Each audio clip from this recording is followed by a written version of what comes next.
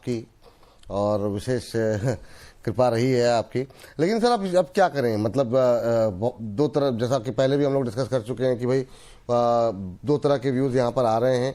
क्या जो बीत गई सो बात गई समझ के छोड़ देना चाहिए, या फिर एक जो खबर आई, एक करीब 300-400 करोड़ रुपए इनको मिल रहे हैं PLI ऑटो स्कीम के तहत, उसको कितना बड़ा ट्रिगर हो सकता है?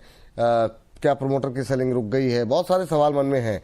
पर ये 36 रुपए का भाव कैसा लग रहा है? क्या इस आगे चल के अगर तेजी बनती है तो उसे एक एग्जिट अपॉर्चुनिटी माने, या यहाँ पर भी जो लोग हायर लेवल पे हैं, बहुत लोगों के सवाल 69 के को लेकर के थे कि उन्होंने 69.5 पे लिया हुआ है, और भी अलग अलग लेवल पे लोगों की खरीद है, बहुत लोग नीचे खरीद रहे हैं अभी।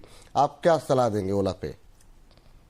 सर मैं समझ नहीं पाता हूं, मतलब ये कितना बेसिक प्रिंसिपल हो सकता है। मैं कंटिन्यूसली एक चीज कहता हूं, जब हम कोई कंपनी देखते हैं, कोई स्टॉक देखते हैं, हम सर पेडिग्री देखते हैं, प्रमोटर देखते हैं और हिस्ट्री देखते हैं, उसके बाद फ्यूचर देखते हैं और एनालाइज करते हैं।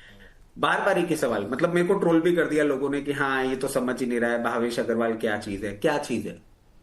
When did he made money? आप मुझे ये तो बताइए, any venture of his that he made money? ये सब नहीं मैनेज कर पाते हैं चीजें। क्यों डिफिकल्ट लगता है लोगों को ऐसा समझना? हर छोटा शेयर जो फंसा हुआ हो कहीं, वो आइडिया नहीं बन सकता। हमें ये चीज कब समझ में आएगी, हम इस प्रैक्टिस से कब बाहर आएंगे, मुझे नहीं समझ में आता। सर आपको ये पेमेंट आना था, ये कहीं ना कहीं आपके अकाउंट्स में कैलकुलेटेड था कि आपको ये पेमेंट आना है। PLI का सर कैलकुलेशन तो आप लगा के बैठे हुए थे। बिल्कुल बिल्कुल। ये कोई नई चीज तो आपके पास आई नहीं, तो स्टॉक क्यों रिएक्ट कर रहा है?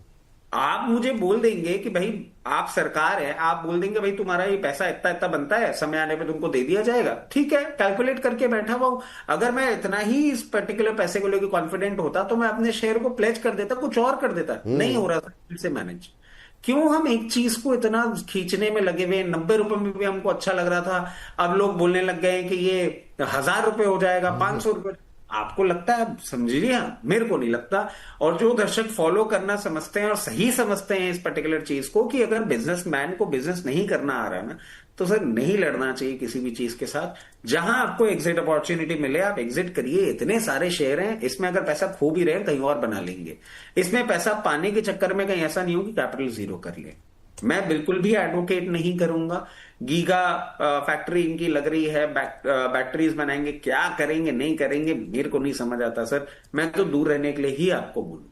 चलिए, तो यहाँ पर ओला इलेक्ट्रिक से